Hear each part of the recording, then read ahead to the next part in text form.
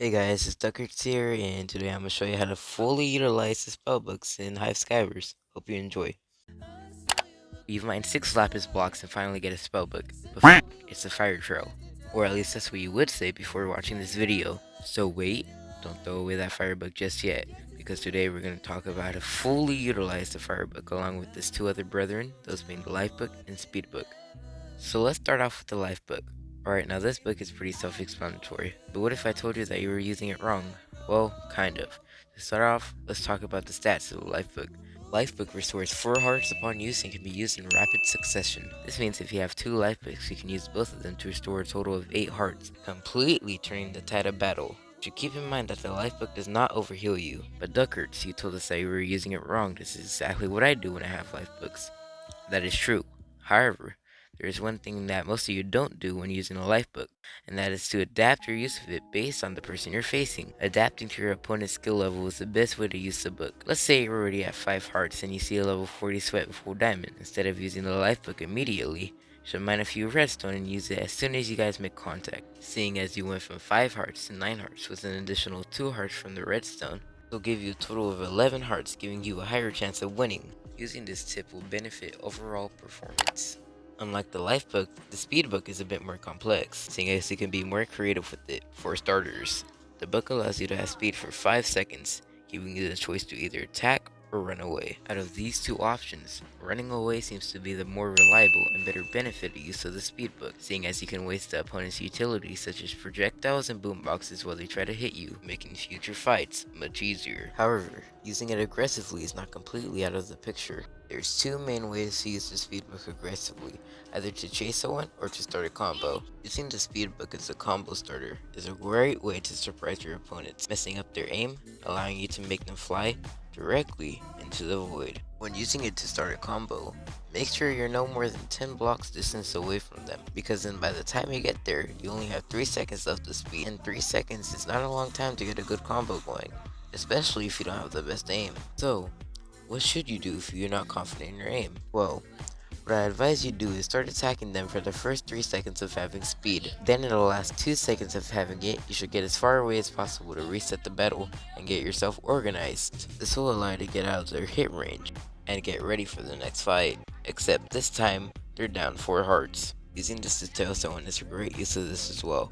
However, it is not as good as using it to start a combo, because when you're chasing someone, they usually place blocks, and to catch up to them, you have to jump over the blocks. This is important because if you played Skywars for any considerable amount of time, you will know that jumping while using speed makes you significantly slower. However, this does not mean you shouldn't use it to chase people. What you should do is try to avoid jumping if at all possible.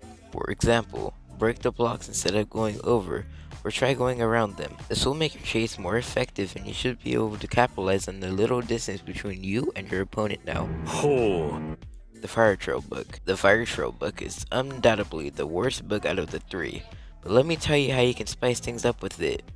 A commonly known fact about the fire book is that you can't use it while sprint jumping. Well, you can, but if you do, you will set yourself on fire, so it's kinda counterintuitive. This makes it very impractical for the one thing it's supposedly good at, escaping. However, perhaps you were just looking at it from the wrong perspective. For example, instead of using it to escape while getting chased, you can use it to cut off other people's escape routes. Now, speaking of cutting off escape routes, when you use the fire trail on glass, the fire becomes invisible, making it the prime way to cut off escape routes. Meaning that if you walk across glass while this book is in use, the fire becomes invisible. Despite the fire being invisible, the fire remains there and it still affects people. Now, I advise you don't use this, but if you're going against teamers or a cheater, you can try this to get an upper hand. But this is a bug, so do not abuse it. Make sure to report this as a bug on the Hive forums. Alright, now let's talk about the next way to utilize the fire bug, and that is to use it while getting comboed. Many people don't know this, but when you're in the air, the fire trail book still puts a block of fire below you. This is why when you jump while using the fire trail, you get put on fire. This means if you use it while you're getting completely destroyed, it will actually place the fire trail below you, allowing you to either burn your opponent or to force them to strafe in weird ways that could mess up their aim. Now then, on to my final 2 tips that I could give you. These last 2 tips are unique in the way that they show you how you can be aggressive with the fire trail, which is something most people usually do not do. Now, the first tip to using the fire trail aggressively is to pre-use the fire trail. This means to place it before your opponent even approaches you. If you're any confident at the game, you should quite simply be able to push them into the fire, making the kill that much easier. Now, the second tip is something quite unique that I don't think many people don't do. This tip relies on the bugga protection 1 armor. The bugga allows you to not take any fire damage while having the protection 1 diamond helmet equipped. You can apply this to the fire trail by running up to someone with the fire trail and setting them on fire. Us using the Prot 1 helmet won't take any damage. However, for them, they will be taking tons of damage from the fire.